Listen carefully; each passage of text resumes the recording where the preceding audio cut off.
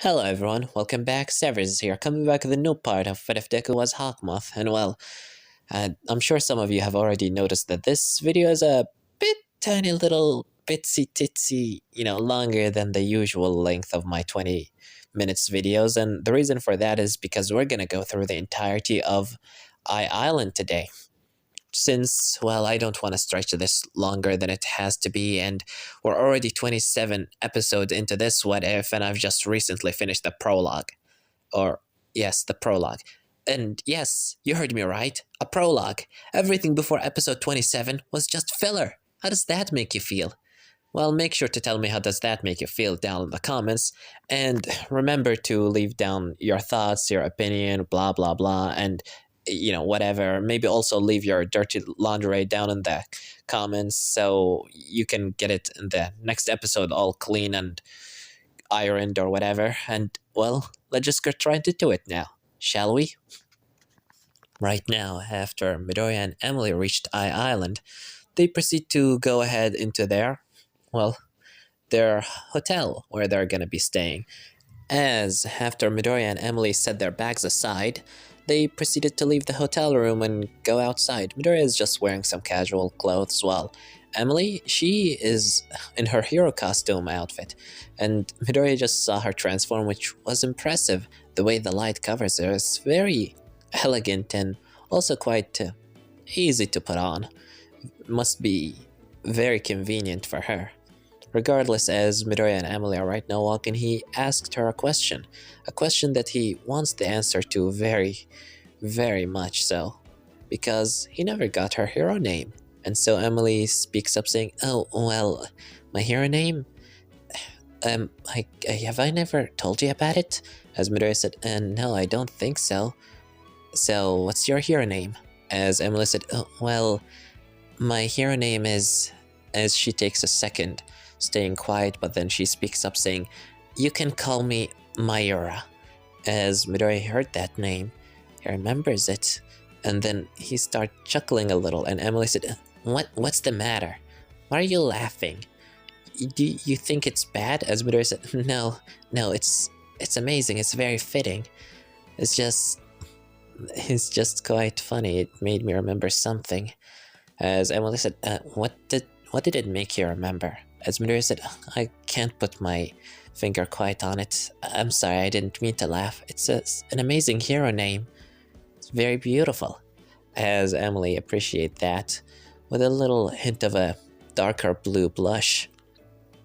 Regardless, as both of them proceed to have a fun time in I.island.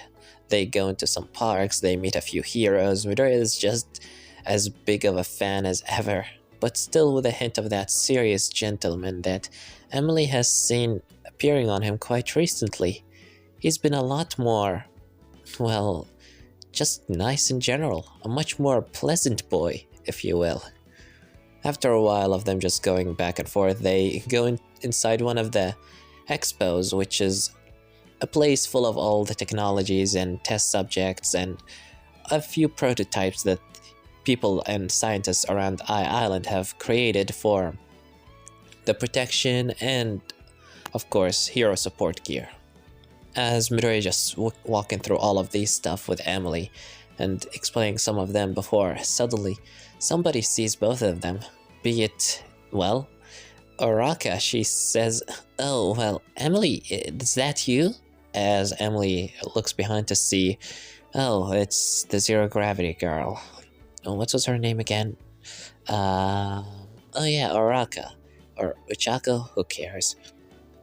As then followed shortly by another two girls, be it Jiro and Yaoyorozu, as all three of them look at Emily as they start talking to her, while Emily just explained that she's here because her mother was invited and, well, her mother is not coming, so she took her place. And then they notice Midoriya, and immediately Jiro's like, "And who's this guy?" As immediately Yaoyorozu said, "Wait, aren't you the..." As Midoriya said, "Yeah, I am. The fiery dude who burned the entire school. Still sorry about that." As well, Uraka said, "Oh, don't worry about it. It wasn't really your fault. After all, it was Hawkmoth who akumatized you." As Emily just remembers that, Hawkmoth akumatized Midoriya. Still so weird. Why would he do that? Just, whatever. I mean, once you think about it, it does make a bit of sense. He used him as an excuse to save one of his champions. As after a while, Midoriya, Emily, and the other three girls proceed to get out of from this little expo with all the gadgets and support items, and we're going to, to a shop to have a drink. But then they hear a sound of explosion, and when they go after it, they just see Baku destroying a bunch of robots in a strength test or a timer challenge. As they watching him go ahead and destroy all the robots, they see down below Kirishima, and so Uraka calls on him, and he sees all of them as he said, "Oh, hey guys, you're here as well?" As, immediately, of course, Uraka asks, what is he doing here? As Kirishima explained that Bakugo, since, they had a lottery ticket still since the sport festival, no one really won, so they just kinda did a little lottery on it for the top, contenders that were in the sport festival. And lucky Bakugo, he was the one who had his name get picked up. And so after Bakugo was getting, done from the challenge in 14 seconds, he proceeds to walk beside Kirishima, looking where he's looking, and he just sees some of his classmates and then Deku. As Midori just looks at him, he just waves a little. But Bakugo just looks on the other side. Regardless, Kirishima tells them, why don't you guys come down here and try this challenge? As, the girls aren't really interested, but, Emily is a little intrigued. As Midori said, oh, you want to go give it a try?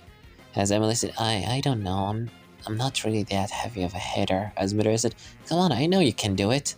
I would love to see you in battle. As Emily, with Midori's little support, she proceeds to jump down and, go ahead.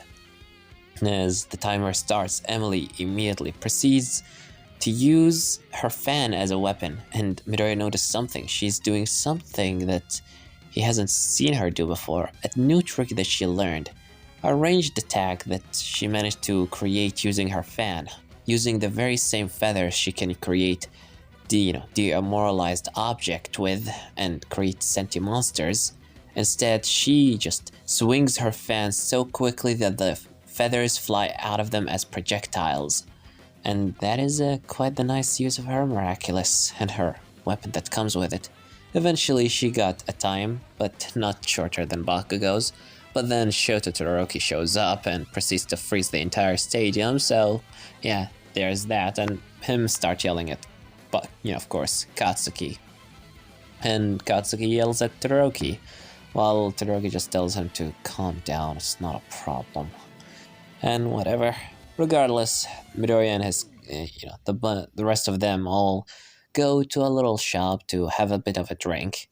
They meet with, of course, Denki and Mineta, who immediately wonder who Midoriya is, but then remember him as the kid who burned the entire school, and wasn't he the guy who, he pulled Bakugo's face in the dirt? Which Bakugo was angry about. Thankfully, he isn't here at the moment. Regardless, with that all being said, eventually, Midoriya and Emily return to the hotel room because now they're preparing for, going to the expo.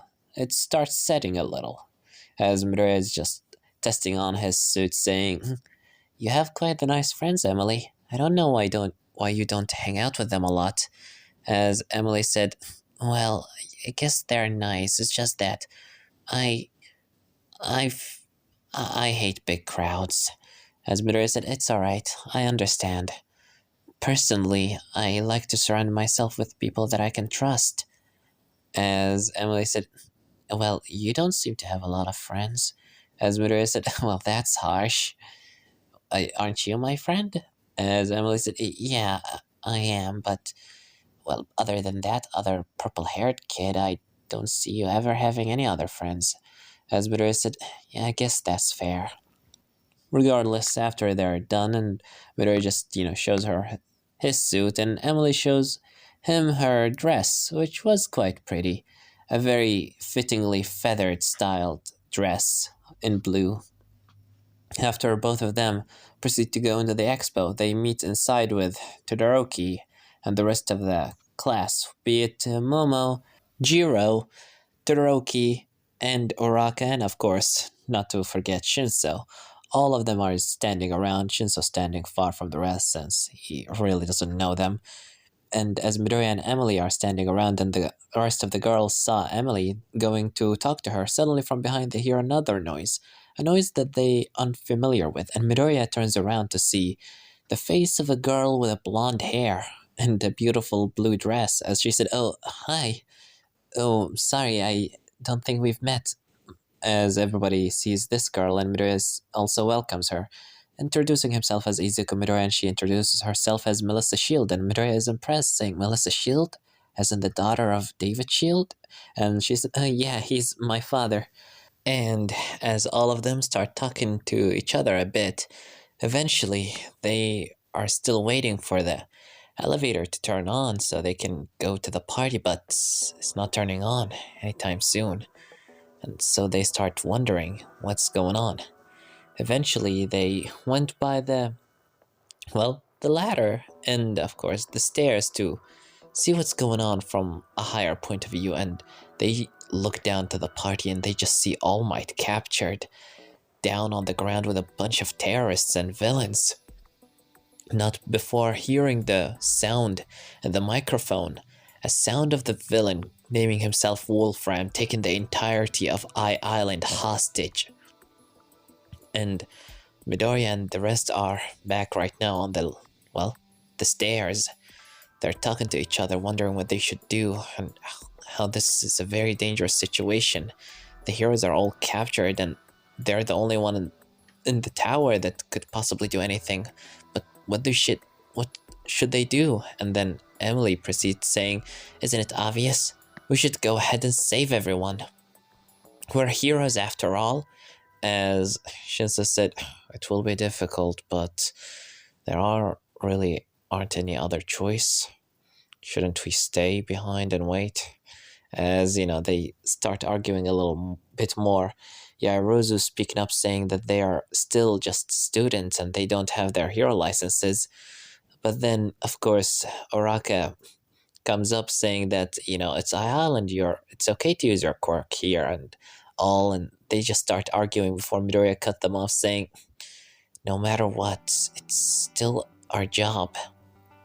The heroes are right now down there and they're captured, and All Might can't do anything at the moment. Whatever way we look at it, the only thing that's keeping those villains from destroying everything is us. We should be the people that help everyone, because we are here at the moment." As everybody looks at Midoriya, and Emily said, "Midoriya is right. We should, try help the heroes. Isn't there any way we could save them?" As Melissa explaining, saying that they could possibly take control of, the tower once again if they manage to reach the top, and explaining that she knows how to control it. And after which all of the students start, being hyped up and decided to all go together to the top of the tower, with Emily and Melissa telling them that they have to take her with them since she's the only one who knows how to control the computer. As everybody start preparing to go, and they start climbing up the stairs, but Midoriya stays behind. As Izuku said, "I'm sorry, but Melissa, you need Melissa, but me, I'll just get in the way. But I'll be cheering you on from here." As Emily just looks at Midoriya saying, "Just stay safe, okay?" As Midoriya said, "Don't worry. We still have a party after this. Just finish quickly." As, they just say goodbye and the entirety of the group just goes ahead. As Midoriya sees them going up, he just goes back down into the lobby, and as he just looks left and right, the place is empty and quiet. He takes a deep breath, saying, "And here I was hoping for just a nice evening and a bit of a vacation. Guess problems just keep chasing after me, isn't it? Right, Nuru?" As Nuru appearing out of Midoriya's jacket as he said, "So what should we do now? Should we just stay behind?" Or as Hawkmoth said, "Of course not. This is a golden opportunity to show the world what we are truly aiming for. Think of it. Hawkmoth and his champions saving I.island from a terrorist attack. That will not go unnoticed." As Nuru said, "So what are we waiting for? Let's do it." And Midoriya said, "Right at your mark." Nuru, light wings rise, as Midoriya is covered with white butterflies like a cocoon of light, as his wings spread and he's standing there elegantly, feeling much more at peace now. It feels a lot better in this suit. The one he was wearing was a little tight around the neck. Regardless, he said, "Very well, now," as he closes his eyes, calling on Houndoom to bring out the new recruits. On the other side, with Emily and the rest of the group, they are climbing up the stairs and going up until finally reaching an indoor garden, as suddenly they see the light of an elevator that they were going towards start, going down, and they immediately go hiding, assuming that those are villains that's going down, and, well, they were correct. Some villains appeared, seeing that they have figured them out, and right now they're tracking them, knowing that they're some rats running around the tower. Emily wanted to go fight them, but, the rest of the team just held her down. Shinso is thinking maybe they could, control their minds, but maybe it will be better to just let them go, so they just hold their breaths. But eventually the two villains speak up saying, "Hey, you there, kid, what are you doing here?" As everybody's thinking that they have been figured out, but suddenly they hear a sound of another person. Someone speaking up saying, "Sorry, I'm just looking for the bathroom. It's nowhere here. Can you, give me some directions?" As they look, and they just see what seemed to be a guy wearing, wait, what? A school uniform? A middle school uniform?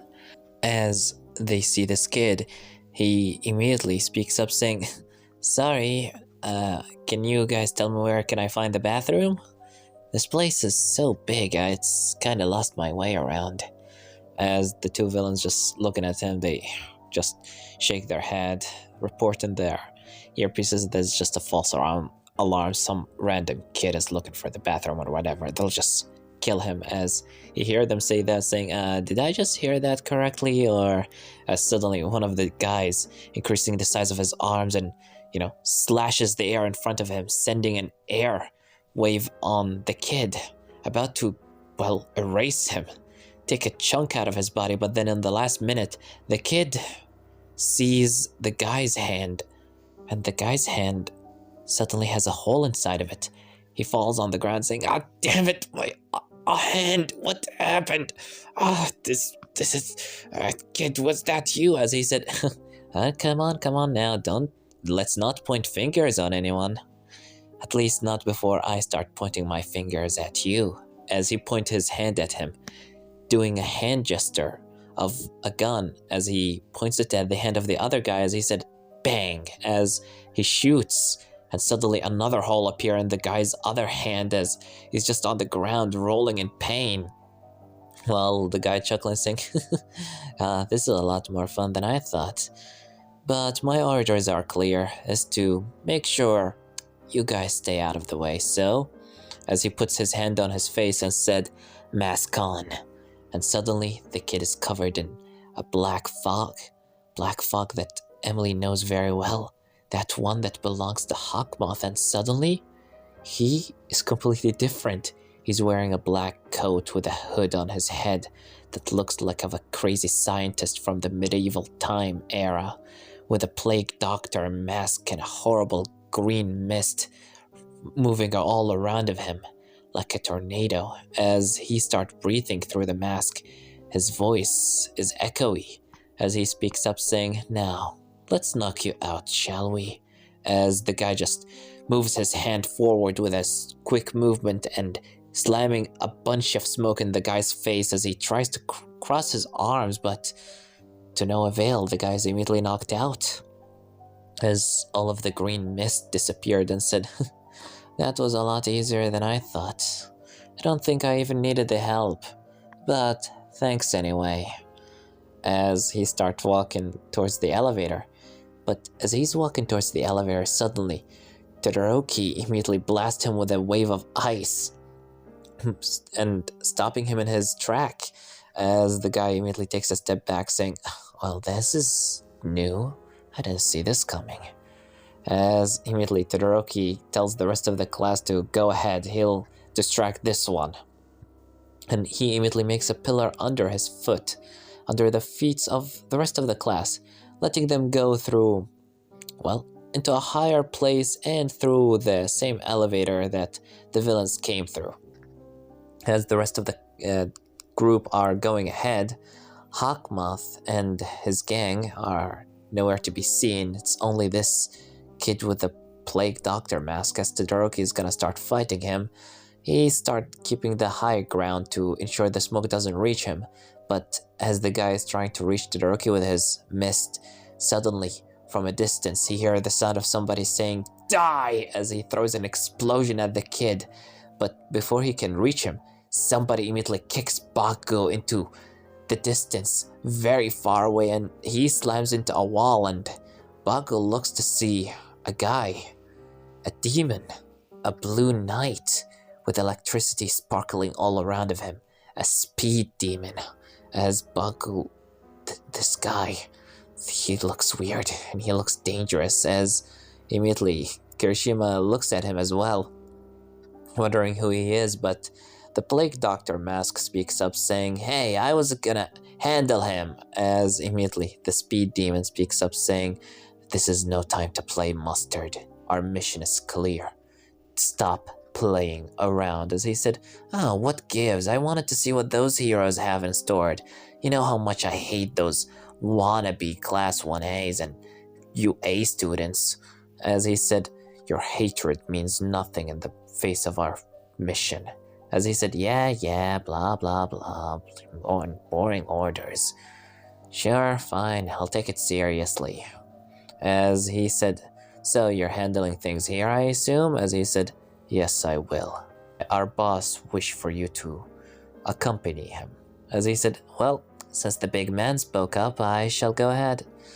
As he whistles, and suddenly the shadows grow deeper and he starts, sinking into it, saying, "I'm gonna leave you to have your fun, you and the lady." As the guy disappears, and Todoroki, Kirishima, and Bakugo standing to see this speed demon standing in front of them. They wonder who he is, but, well, he immediately tells them that it will be much more better if they just give up. He does not wish to harm them.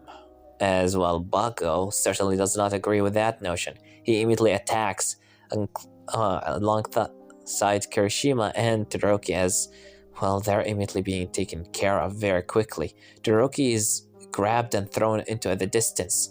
He sees Kirishima and Bakugo fighting, but he was gonna go and help them again, but suddenly he hears a noise from behind saying, "How has it been, Todoroki?" As Todoroki turns around and he sees Hawkmoth. He's just standing there with his cane in front of him with both hands on top of it, a gentle smile on his face and the elegancy of the young gentleman that he is. And wearing a suit that put Todoroki's own suit into shame.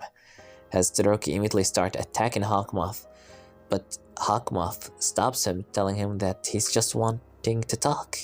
And so they start talking, while Todoroki tried to attack Hawkmoth, being a little on the defensive. Hawkmoth proceeds to talk about how he apologizes for using Todoroki in the sport festival, and he hopes that it did not damage him very much with his relationship with the rest of his classmates and all. But Todoroki just tells him that he's a villain and he doesn't care about it and what's not. But Hawkmoth proceeds to tell him that, "Is it really what you think of me that way? Or is it just what you're told to think? Because I know how you feel, Todoroki. I know how you feel towards your father. I know how you feel towards your mother. And I want to tell you that you don't need to feel that way." Understand that it's painful and the thing that happened to you, it's horrible, but I wish for you to have a better life. I promised your mother that one day you and her and all of your siblings will be together, sitting in front of your, well, dinner table, enjoying life and joking about how your day was horrible or something like that. And I want to keep that promise. And I see that you're still refusing to use your fire, huh? Todoroki immediately tells him that he's not gonna use his father's quirk, but Hawkmoth cuts him off, saying, "That's what you think of it? The power that is yours as your father's? That is a big mistake, Todoroki. Because the quirk that you're born with is your power alone. It's no one's quirk, not your father's nor your mother's. You should be proud of who you are and what your quirk is. Don't let your power decide who you are. Decide what your power is." That's something I had to learn myself. And you should probably go and visit your mother once all of this is said and done. She really misses you. I know, because she's a good woman, and I talked to her. As Todoroki just looks down, his will to battle is slowly depleting as he said, "What exactly do you want from me?" As Hawkmoth said, "All I want from you is to be happy. And in order for you to be happy, I wish of you to stand out of my way. Can you do that, please? Just lay low." And Todoroki said, I'm not a traitor to my class. I'm trying to be a hero." As Todoroki just looks down while Hawkmoth's saying, "You are trying to be a hero, and I believe that you'll be an amazing hero one day, Todoroki, but tell me, when you want to be a hero, in what society do you wish to be a hero in? In a society that is crumbling slowly, that refuses to acknowledge people's problems and just bury them down beneath the dirt? Or you can be a hero in the world that I aim to create, a world where it's gonna be much more better than this. What do you say, Shoto?" As Todoroki just looks down, he what does he want from him? He doesn't want to join him. As Hawkmoth said, "I'm not asking you to join me. I'm just asking you to allow me to do what I must. Just step out of my way, okay?" As Todoroki just let go of his hand, he just lowers it. All of Hawkmoth's words are cutting deep into his heart, even letting his flame flicker for a moment, as then he proceeds saying, "Fine, just whatever you do, save the island." As Hawkmoth said, "That is what I'm planning to do. Now, I'm sorry, but I'll have to knock you out for now." As Todoroki just looks at him and, well, before he could say anything, suddenly he smells a green mist and he falls unconscious. And behind of him appears Mustard as he said, "Ugh, done with your little chit-chat?" As Hawkmoth said, "Did you have to do this so quickly, Mustard? I told you to wait." As he said, "Sorry, but don't we have better things to do?" As Hawkmoth said, "Yes, I guess you're right. What happened with Speed Demon?" As he said, "Well, let's just say he managed to do it in record time." As Hawkmoth walks up to just see Kirishima is knocked out and Bug goes on the ground.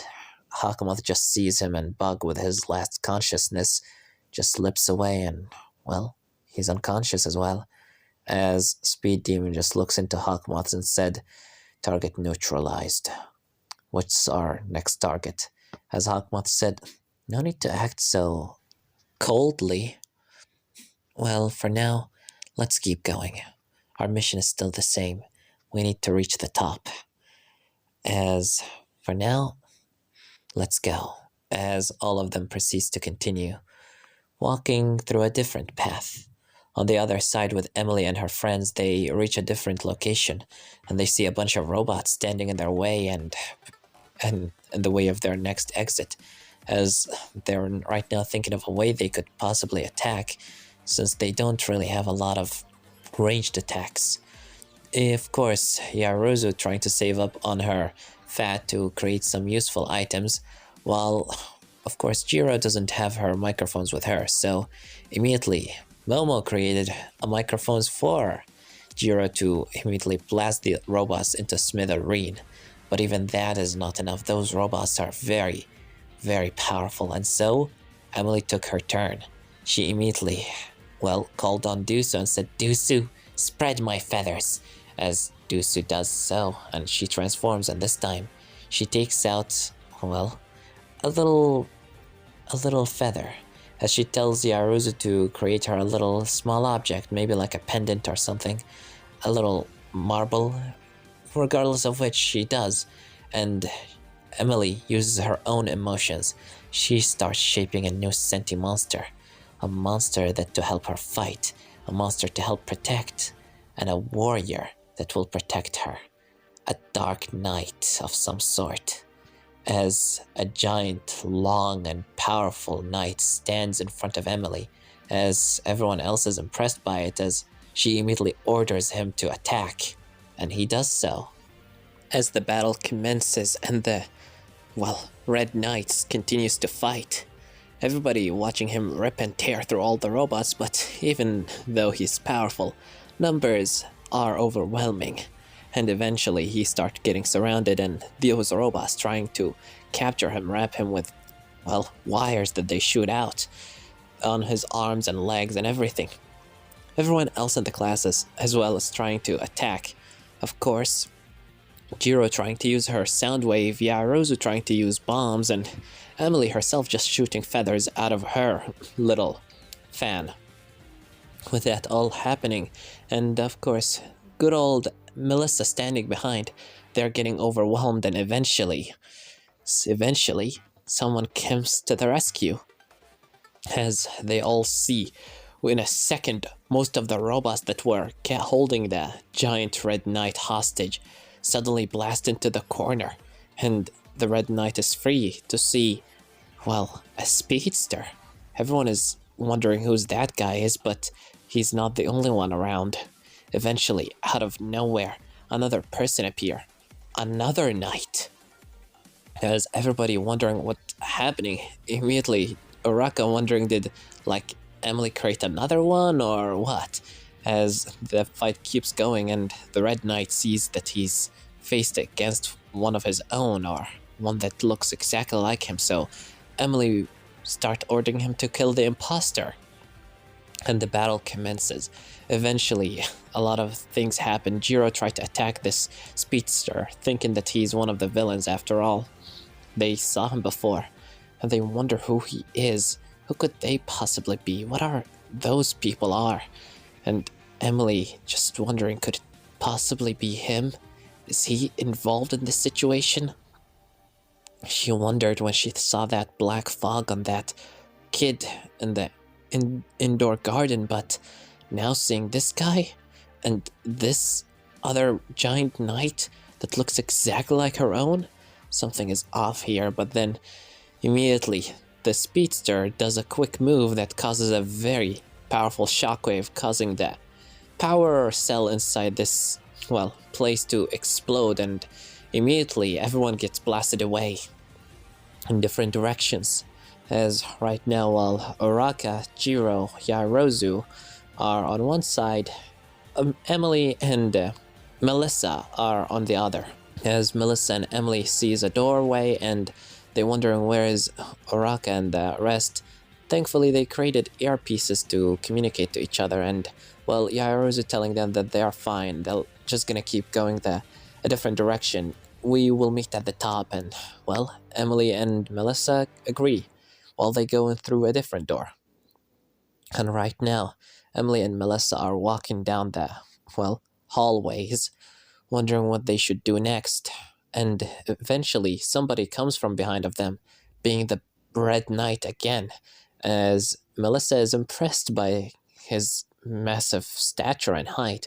She wonders how did she come up with this? Her power is really amazing. And, well, Emily said, yeah, thank you.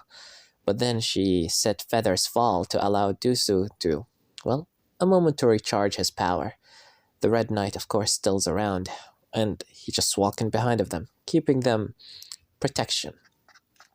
After a while, Melissa and Emily continue walking before they hear a sound saying, "It is really impressive how powerful you've gotten, Emily."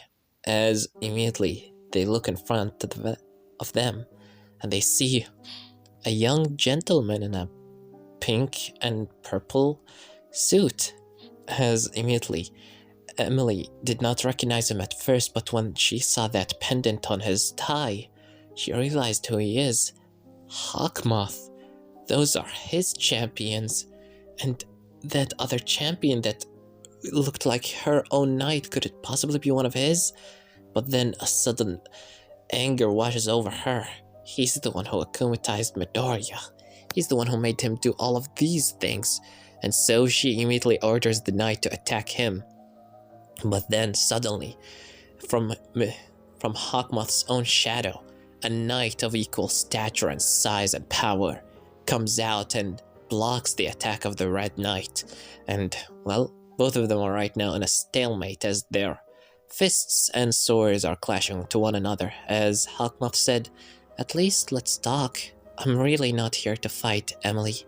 Please." As Emily just looks at him saying, "You're the one who took over the island, didn't you? That Wolfram is one of your champions?" As he said, "No, you're mistaken. Please, can you just... I'm not here to fight. If I really wanted to fight you, do you really think I show myself up like this? You know that there is more to this story than just me wanting to take over the island. This is not a part of any plans that I had. There is villains who managed to take over the island while I was in it. Would you believe me if I told you that I was here on a vacation?" As Emily just, "A vacation? Seriously? You were here at a vacation? At the same time villains attacked?" As Hawkmoth said, "I can understand how that seems wrong, but it is the truth. Now please," as Hawkmoth's own Red Knight pushes the Red Knight back as he places his sword down and, well, transforms into Pandora's actor. As he said, "Oh, such a powerful knight. I wonder how much he'll bleed." As Hawkmoth just puts his hand on, in front of Pandora's actor, saying, "Please calm down, Pandora. We have a lot more important matters to attend to." As he said, "Very well, call me when you need me." As, of course, Hawkmoth steps forward saying, "Now, can we please talk?" And, well, Melissa just puts her hand on Emily's shoulder saying, "Maybe we should listen to him? I don't think he's lying." As, well, Emily just orders the Red Knight to stand back. And so they start talking. Hawkmoth suggested that they should work together. We both have the same goal. We both want to save I.island. And Emily wondering why does he want to save it, as he said, have you not understood it yet? I'm not a villain. I'm not trying to take over the world or break it or forge it again. I'm just trying to make a better one. I want to make a world where everyone is happy and where everyone can be who they want to be. I know that you might think of this as some sort of a foolish, childish dream, but it is this childish dream that I aim to achieve. And right now, this entire island is full of innocent people that has been taken hostage by villains.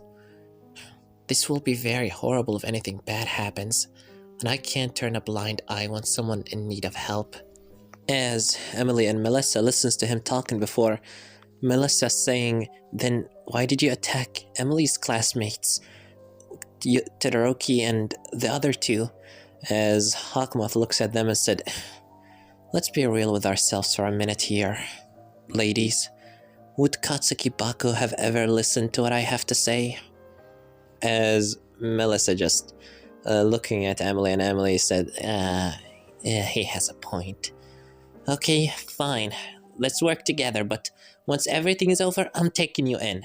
as he, takes a step forward towards them before standing in front of Emily and saying, "That will be very lovely, Lady Emily." As Emily just hearing him calling her lady, that's, eesh, why is everything hot in here all of a sudden? Before he turns his attention to Melissa, saying, "And you must be Melissa Shield. It's an honor to meet you," as he holds her hand and gives it a little kiss. And, Melissa just, oh, well, she didn't know he was such a gentleman. Regardless, Emily's like, "Okay, sure, enough with your little games. Where are we going?" As he said, "Well, we're gonna continue up to the tower, to the very top." And Emily asking, couldn't he just teleport them there? But he explains, saying that, unfortunately not. Houndoom cannot teleport into places that he hasn't ever been into before. Oops, perhaps I shouldn't have said that out loud. Well, it doesn't matter. Now, shall we keep going? As he starts walking forward, with Emily just walking right behind of him, with Melissa grabbing into Emily's arm, whispering in her ear, saying, "Should we really trust him?" As Emily said, "Well, he may be a villain, but he's not a liar. That I know." As Melissa said, How do you know?" And Emily said, I just know." Anyway, as all of them keeps going forward, on the other side, with the other group of the team, be it Oraka, Momo, Jiro, and of course, good old Shinso. They're all walking down the halls and, well, climbing the tower as well, until they eventually find a few more robots and that block their path. Not to mention also a few criminals as well, some of those villains that start shooting at them with their guns as they're hiding behind the walls. And, well, Momo is wondering what they should do. Immediately, Shinso thinks quickly and said, "Hey, villains, what is your plan?" As the villains just, don't say anything. Only one of them speak up, saying, "As if we're gonna tell you, kid."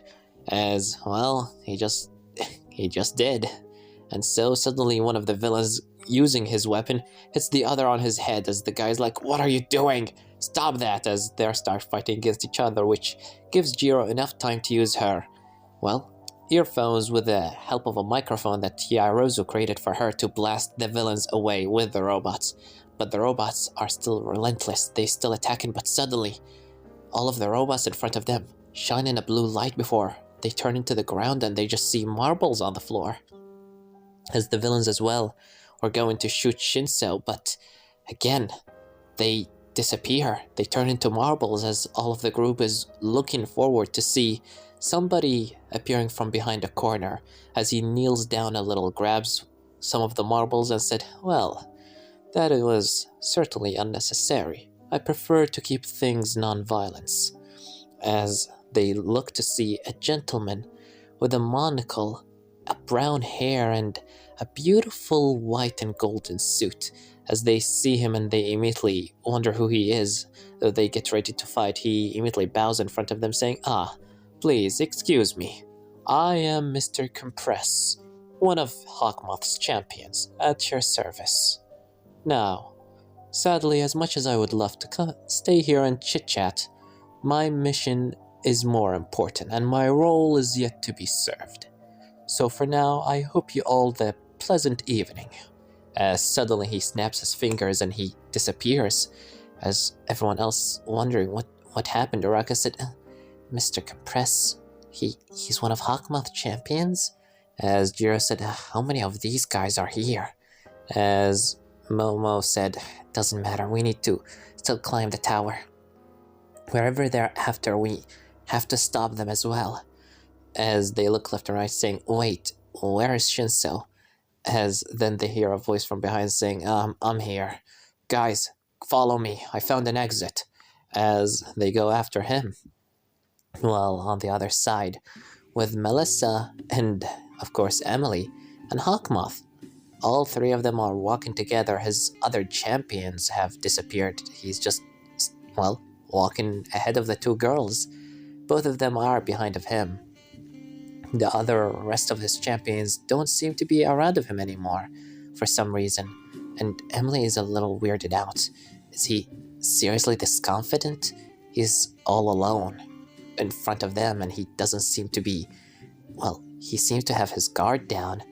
Emily has a giant red knight behind of her walking ready to chop him in half if she asked him to, and yet he seems so normal, unafraid, as Emily just walks forward a bit saying, "Cut the crap, why are you really here?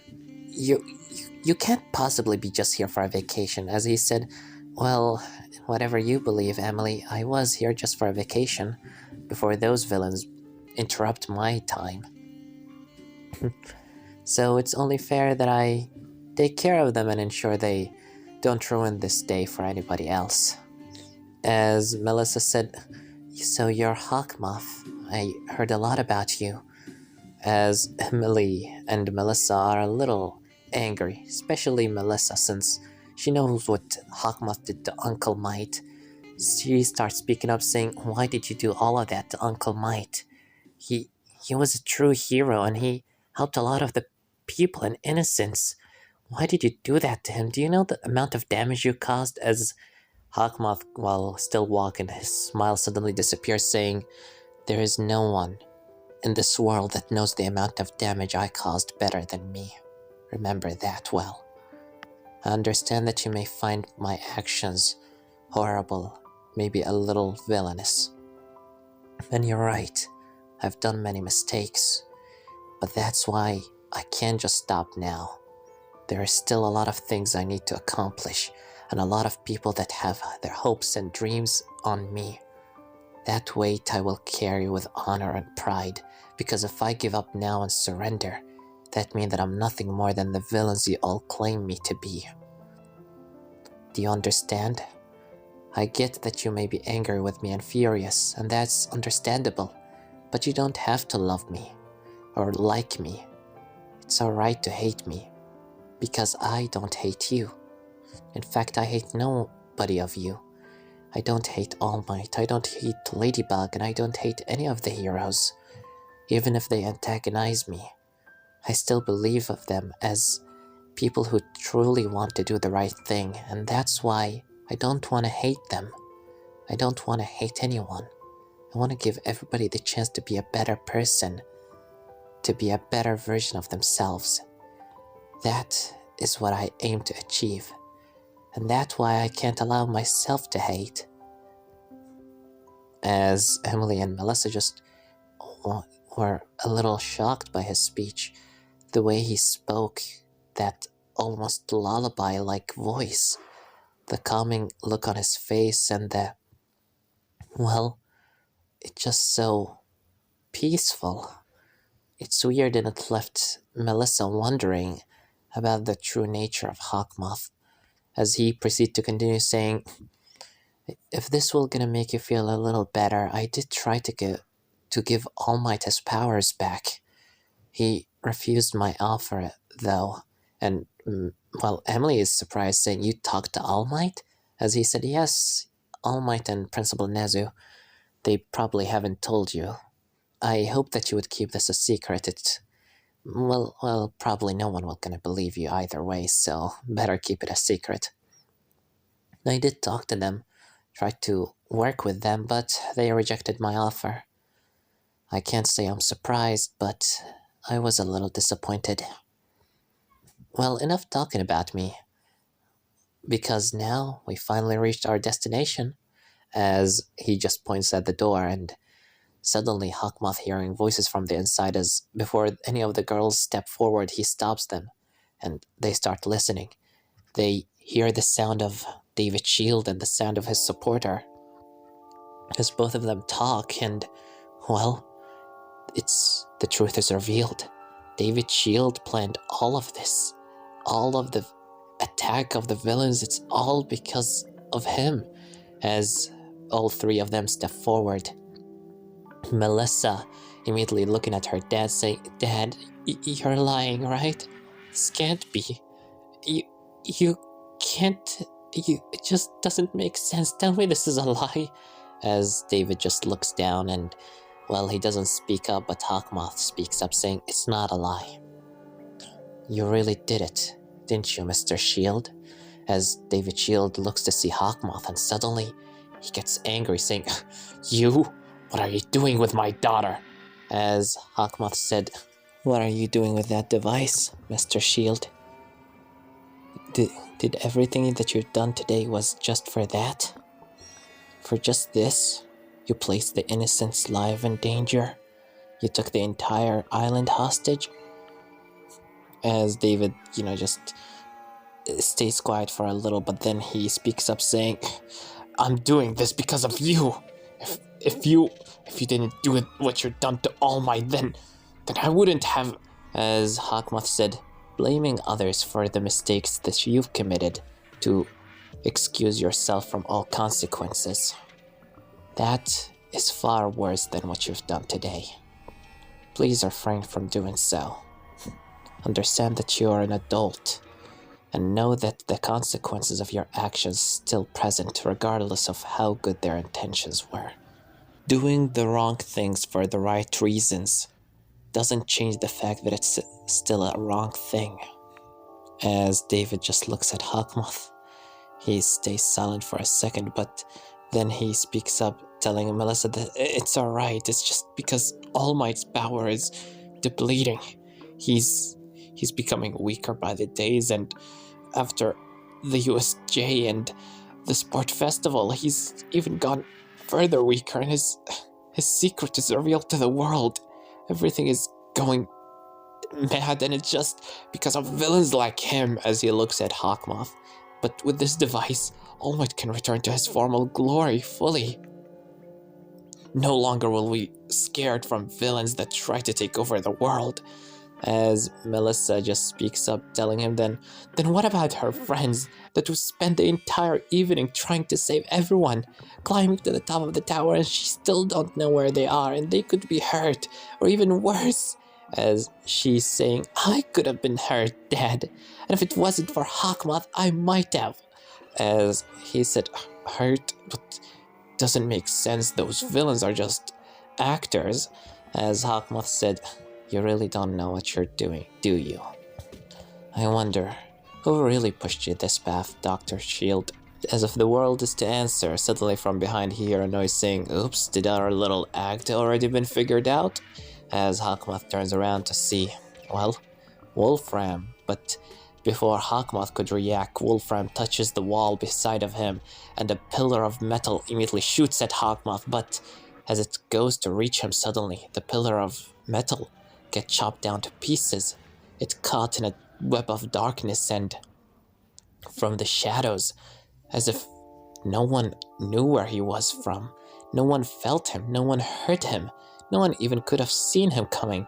Someone stands in front of Hawkmoth with his fingernails black and needles growing from his nails, as they see a guy wearing a purple suit with white belts all over him, yelling at Wolfram, telling him to, "Don't you dare lay your hands on him!" As everyone sees this angry, asylum escapee. And Hawkmoth places his hand on his shoulder saying, "Okay, please, calm down. No need for you to be so furious. Control your anger." As Koke just quiet down for a little bit. As Wolfram sees this guy saying, "I guess you always have somebody protecting your back, aren't ya?"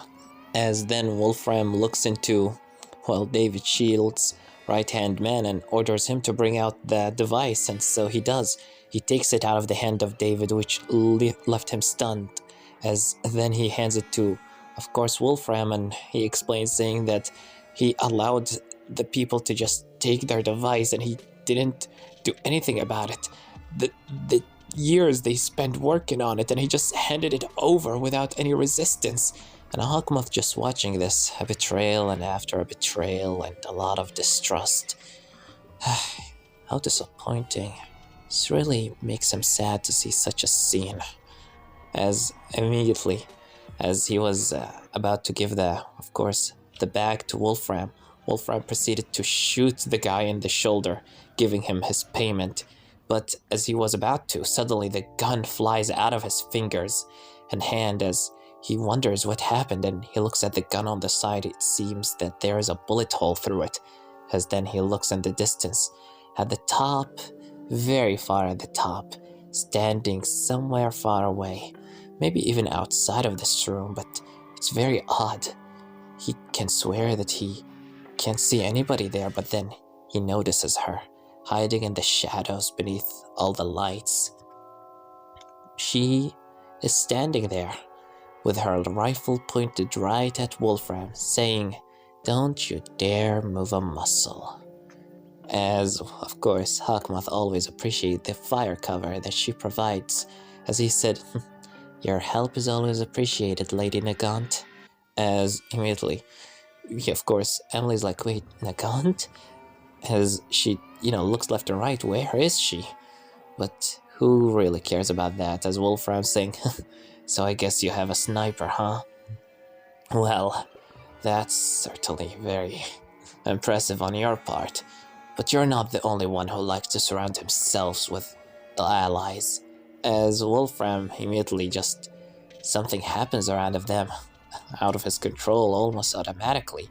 A bunch of robots appear all around, and even across the entire city and the entire island. He says, "Right now, as we're speaking, all the robots are starting to attack the innocents. What are you gonna do about that, Hawkmoth?" As he said, "Simply, I'll do what I always done. Do you really think I need all my champions to take care of the likes of you?"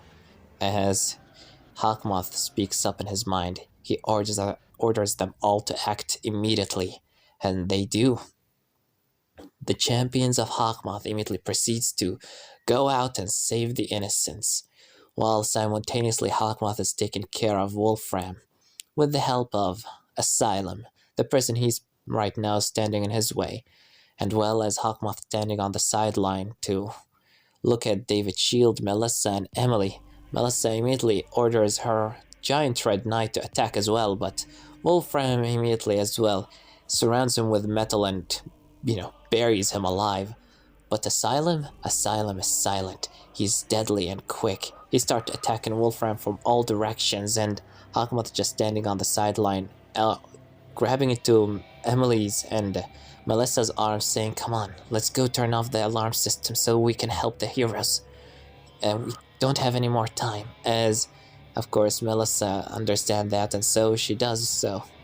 Her and Emily go ahead to, in the main room to go ahead and turn off the alarm.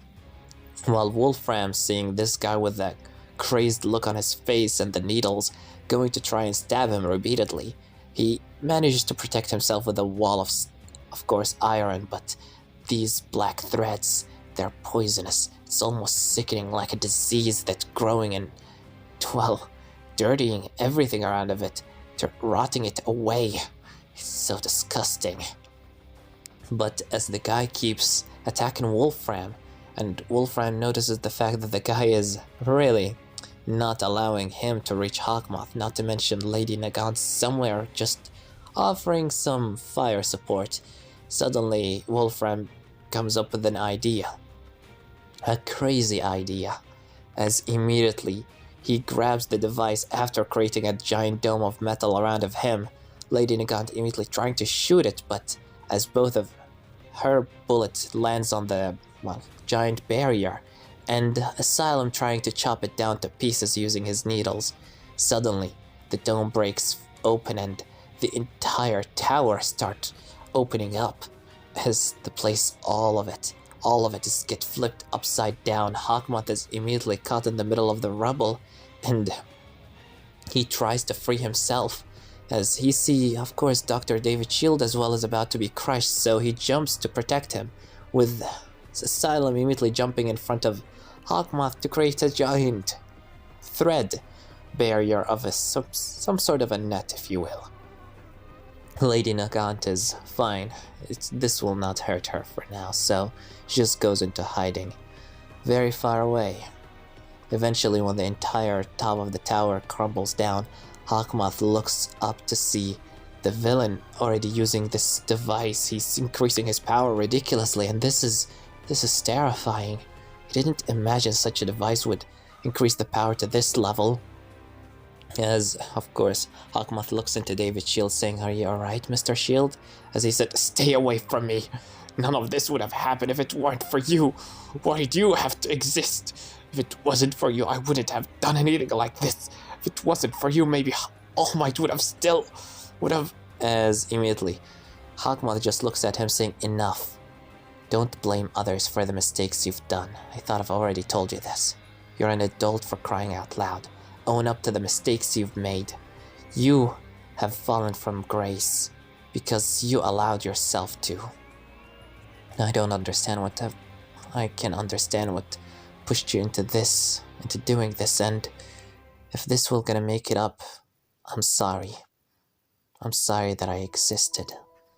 Because, truth be told, I wish that I didn't. But the matter of fact is, this world is all wrong. And that's why I was born. I wasn't born out of malice, but out of need. And right now, this world needs me. And if this isn't a proof upon it, then I don't know what it is. As Hawkmoth just looks at David Shield, and David looks down saying, "I just don't believe you. How could someone like you ever try to make the world a better place?"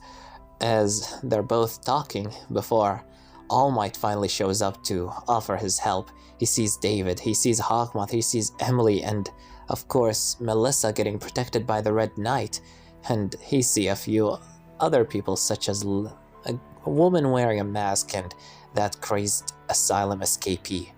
But the most important thing is that he sees Wolfram and they start fighting. And Hawkmoth is just seeing him fight. He immediately watches as the battle commences. Lady Nagant is ready to shoot, of course, Wolfram, but Hawkmoth just stops her. He wants to see All Might do it. He wants to see if All Might could win. And, well, they do. Eventually, Melissa and Emily's friends finally reach the top. Araka, Jiro, Momo, and Shinso all watch what's happening as they see All Might fighting, and he's getting beaten. He's getting beaten badly. While Hawkmoth just standing beside of David Shield that's right now on the floor. It's telling him saying, "You see, Mr. David, it doesn't matter. It doesn't matter how long you try to act as if it wasn't real. The matter of fact, All Might is dying. Matter of fact, All Might did die. Well, what's standing in front of us is just a sorry attempt to keep the status quo that he once believed in. I also wished that All Might could never disappear. I once worshipped him as a god, but now I realize that even a god is nothing more than a man. We are all just men, doing everything we could to make this world a better place. But then there is always those men that trying to make the world worse for everybody around of them. And right now as I look at you, I feel that you've became the second kind of those people." As David just looks down, and Hawkmoth continues saying, "But it doesn't have to be this way. You can correct your mistakes. Everything that you've done before can be fixed. How about this? Why don't you come and work for me? I could use your great mind to create a better world. Will you lend me that mind, that brilliant head of yours?"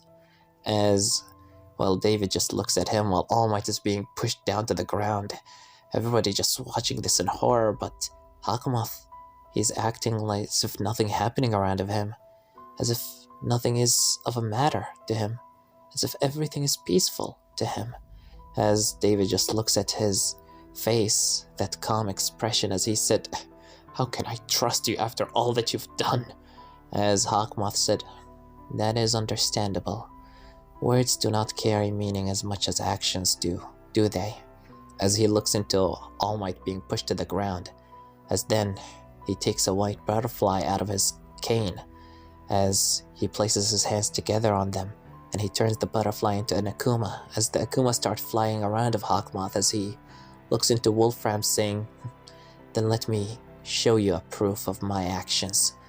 as immediately he snaps his fingers and all of his champions suddenly appear in front of him. After the robots were dealt with and civilians are right now alright, they all gather up to go ahead and attack Wolfram, but then Hawkmoth just tells them to stand down. He will handle this. As All Might is right now being pushed down by a giant metal pillar, he speaks up saying, You want a proof? You want proof of what I am going to achieve? You want to see a demonstration? Then let me show you. As Hawkmoth extends his staff to the side, as the butterfly flies back into it, possessing it, as he is transformed into something. He keeps moving forward, and eventually he's right now beside All Might as Wolfram attacks him as well, telling him that if he wants to die so badly, then so be it, he'll kill him as well. As then the giant stone pillar attacks Hawkmoth, but suddenly a giant air force destroys the metal all around of them, as when the smoke clears, they see All Might standing beside All Might, as he proceeds to continue saying, Let me show you a glimpse of the future that I promise. As everyone sees him in his full glory, in his full might, in his prime, they see All Might, the true All Might. As even All Might, as his timer have finally ran out, he looks. Hawkmoth that was once standing behind of him now is this what he could have become if he accepted Hawkmoth's offer? Could this be what he would have turned into? And just to show that this isn't just a skin, immediately Prime All Might goes on the offensive. With one punch, he destroys a bunch of the metal pillar that Wolfram threw at him, as then Wolfram looks left and right, wondering where's All Might, as then he hears a voice saying, Looking for somebody? As he looks above one of the cubes that he created, and it's just All Might's crouching there looking at him, saying, from all the way up here, you look quite like a little ant. As immediately he attacks him again, saying, Don't play with me! As the battle commences, and Prime All Might just attacking relentlessly. He throws punches, Texas Smash, Detroit, and Delaware, and just keeps on, playing with Wolfram until finally he jumps up in the air, and Midoriya, for once and for all, he done something. He achieved a dream he always wished to achieve.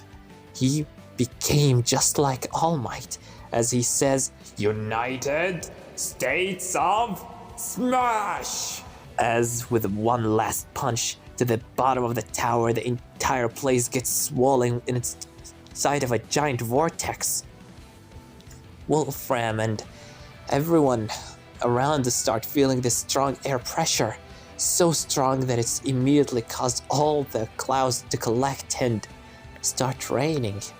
And suddenly in the distance, as all the smoke clears, they see him standing on top of the defeated Wolfram, with his hand raised to the sun. And David, in that moment, he sees it. Just like he said, if this is the power he can call upon on a whim, just like that, what couldn't he achieve? As immediately Hawkmoth returns to normal, and everybody is impressed. Emily, Melissa, everyone is at awe. As then, immediately Hawkmoth stands up, with the rest of his champions appearing all around of him. As then, the Yellow Ranger appears. The Yellow Ranger opening a giant screen in front of all of them, as Hawkmoth starts speaking up to the I.island, saying that he is Hawkmoth, and he is sorry for what happened tonight, but he assures that the civilians that it's all right. The villains and the threat has been dealt with, and he wished that all of them would continue to have a very enjoyable evening and a new day at I.island. He is sorry that things took so long and that many of you have gotten hurt, but he hoped that you will find it in your hearts to forgive him for the inefficient actions of his. And he promises that this will only be the start of a better future, the start of a world that he promises to create. They promise to create, because now it's their turn. And so all of them disappear, just as quickly as they appeared. Everyone is at awe. All Might looks left and right to meet up with the rest of the students. He, well, congratulates them on their actions and all, but at the same time, they don't find David anywhere. Eventually, after a few hours, well, a few hours is an understatement. Eventually, everybody goes down from the tower. Some of the floors were destroyed, yes. Wolfram is thankfully captured, and his connections to All for One has been finally located. The only people that are missing is David Shield. His device has been destroyed, thankfully, as right now, Emily just looking left and right down in the streets with some of the police and the heroes. She wonders where's Midoriya, and she finds him. She said, "Oh, Izuku," as she immediately goes and hugs him, saying, "You okay?" As he said, "Yeah, I'm fine." "So, how was it? I saw the announcement on the TV, was it?" As she said, "Yeah, he was here." As, well, Midoriya said, "I understand. Well, at least he saved the island. Don't worry, I'm sure you could have also done that if given the chance." As Emily just looks down, saying, "Thanks, it's just weird." As she looks to the side, a little, she just a little conflicted. As they continue to talk, they look at Melissa, just talking to some of the police officers in All Might, and, well, Emily explains that, poor girl, her dad is missing. They think Hawkmoth kidnapped him. And so, Midoriya and Jiro, Oraka and Momo, not to forget Emily, all of them go to cheer Melissa up. She's happy to meet them, and, well, she's alright. She's very happy that All Might's Uncle Might survived and everyone is okay, but she wonders what about her dad. Did Hawkmoth kidnap him? Or did her dad go willingly with him? That's what she wonders. Regardless, she's just trying to cheer herself up, along with the rest of the girls cheering her up, saying that at least no one got hurt and all. Eventually, with all of that being said, and All Might seeing the students of Class 1A that helped save the island, Katsuki, Bakugo, and Kirishima are standing on the sidelines. Kirishima is happy that everything worked out in the end, but Bakugo is angry. He saw Hawkmoth and he couldn't do anything. He was just sleeping around. Todoroki is just quiet. And All Might just sees young Midoriya as well. As when he sees him, he, well, says hi and at the same time apologized for him, but Midoriya told him that it's alright, he's already moved on beyond that. He's just wishing that All Might is alright, and All Might is very much not so alright, because he's seen it. He's seen that Hawkmoth could have brought back all of his powers, and now all of a sudden he wonders, did he really make the right decision when he rejected his offer? And could he actually join him once more?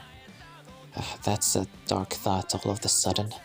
Regardless, with all of that being said, all of the students go back into their normal evenings and, well, back into their little apartments and hotel rooms.